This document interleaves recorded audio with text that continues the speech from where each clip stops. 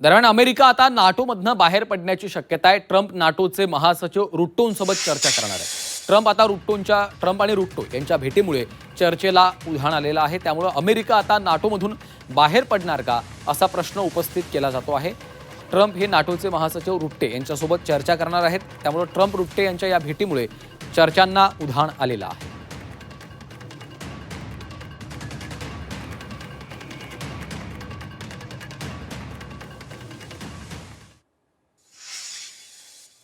आणि याच संदर्भात अधिक चर्चा करण्यासाठी सतीश ढगे सर सध्या आपल्यासोबत थेट जोडले गेलेले आहेत. त्यांच्याकडनं अधिकचे अपडेट्स घेऊयात. सर, आपण पाहतोय की इराणनं आता पुन्हा एकदा होर्मुझ सामुद्रधुनीची नाकेबंदी करण्याचा इशारा दिलेला आहे आणि एकीकडे युद्धविराम झाल्यानंतर लेबनॉन संदर्भात आपली भूमिका तशी नव्हती, आता असं अमेरिका म्हणतंय. नेमकं काय घडतंय?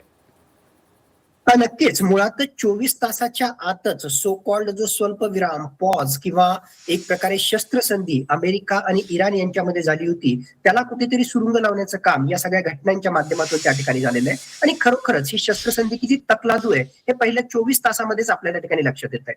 मुळातच यामधले दोन महत्वाचे स्टेक होल्डर इराण आणि अमेरिका यांच्यामध्ये ही शस्त्रसंधी त्या ठिकाणी झाली.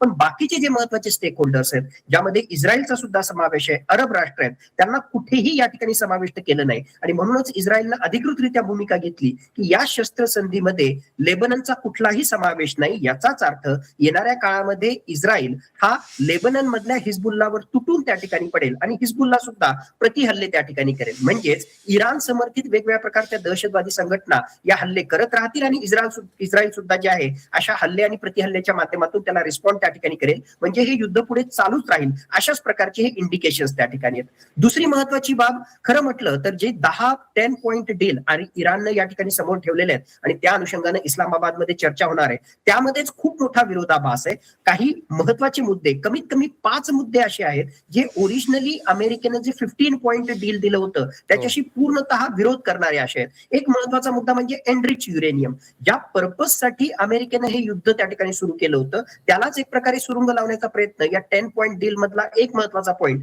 ज्यामध्ये इराण म्हणते की हे एनरिच युरेनियम, संवर्धित युरेनियम आम्ही आमच्याकडेच त्या ठिकाणी ठेवणार आणि आमचा सो कॉल्ड या जरी आम्ही न्यूक्लिअर वेपन्स बनवणार नसलो तरी सुद्धा जे आहे याच्याशी संबंधित न्यूक्लिअर प्रोग्राम जो आहे तो आमचा चालूच त्या ठिकाणी राहणार. त्यामुळं वेगवेगळ्या प्रकारचे जे आहेत विरोधाभास करणारे पॉइंट्स या ठिकाणी आहेत. म्हणून खरोखरच यातून काही बाहेर निघेल का याविषयी आपण साशंक त्या ठिकाणी आहोतच. तिसरी महत्वाची गोष्ट, खरं म्हटलं तर या ठिकाणी या युद्धाला स्वल्पविराम जरी त्या ठिकाणी दिला असला तरी युद्ध सुरू होण्याच्या अगोदर अमेरिका, इराण, इस्रायल, अरब राष्ट्र जी उद्दिष्ट घेऊन, प्रत्येकाची वेगवेगळी उद्दिष्ट होती, जी उद्दिष्ट घेऊन या युद्धामध्ये त्या ठिकाणी आली. आज घडीला आपण पाहिलं स्वल्पविराम जरी लागला असला, पॉज जरी लागला असला तरी कुठल्याही राष्ट्राची आपली उद्दिष्ट त्या ठिकाणी पूर्ण झाली नाही. म्हणून इव्हन हा पॉज जरी त्या ठिकाणी लागला असला तरी हा फार काळ टिकेल आणि 2 मिनिटांसाठी आपण त्या ठिकाणी मानू की यातून काही करार जरी त्या ठिकाणी झाला तरी करार हा फार काही टिकेल असं मला त्या ठिकाणी वाटत नाही. कारण मुळातच कोणाचीच उद्दिष्ट या ठिकाणी पूर्ण झाली नाही. म्हणून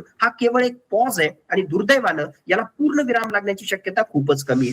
दुसऱ्या बाजूला जर आपण त्या ठिकाणी पाहिलं तर ऑलरेडी या इराण युद्धातून संपूर्ण जगालाही खूप सारं शिकण्यासारखं आहे, भारताला शिकण्यासारखं आहे आणि त्यातल्या त्यात अमेरिकेला तर नक्कीच शिकण्यासारखं आहे. आणि एक महत्वाचा धडा जो अमेरिकेने या युद्धातून त्या ठिकाणी घेतला तो म्हणजे त्यांची गरज असताना नेटो सदस्य राष्ट्र त्यांच्या मदतीला आले नाहीत. आपण पाहिलं की नेटो सदस्य राष्ट्रांनी स्पष्टपणे नकार दिला की आम्ही स्ट्रेट ऑफ होर्मुझ ओपन करण्यासाठी कॉमन पेट्रोलिंग करणार नाही, आमच्या युद्ध नौका त्या ठिकाणी पाठवणार नाही. मुळातच मागच्या काही काळामध्ये डोनाल्ड ट्रम्प यांची भूमिका आहे की नेटोमध्ये जे आहे अमेरिकाच मोठ्या प्रमाणामध्ये खर्च करतो, त्याला मोठा भूर्दंड त्या ठिकाणी पडतो आणि ज्यावेळेस आमची गरज आहे त्यावेळेस ही नेटो सदस्य राष्ट्र आमच्या मदतीला काही आली नाही. त्याच्या सोबतीलाच ही नेटो सदस्य राष्ट्र मोठ्या प्रमाणामध्ये याच्याशी संबंधित खर्चही करत नाहीत. म्हणून 21व्या शतकामध्ये नेटो सदस्य राष्ट्रांचं रिलिव्हन्स नाही असा एक सूर अमेरिका लावतोय आणि त्या अनुषंगानं होऊ शकतं की येणाऱ्या काळामध्ये नेटोची शकलं उडतील आणि अमेरिका या नेटो या मिलिटरी अलायन्स मधून 32 राष्ट्रांच्या मिलिटरी अलायन्स मधून बाहेर सुद्धा त्या ठिकाणी पडू शकतो.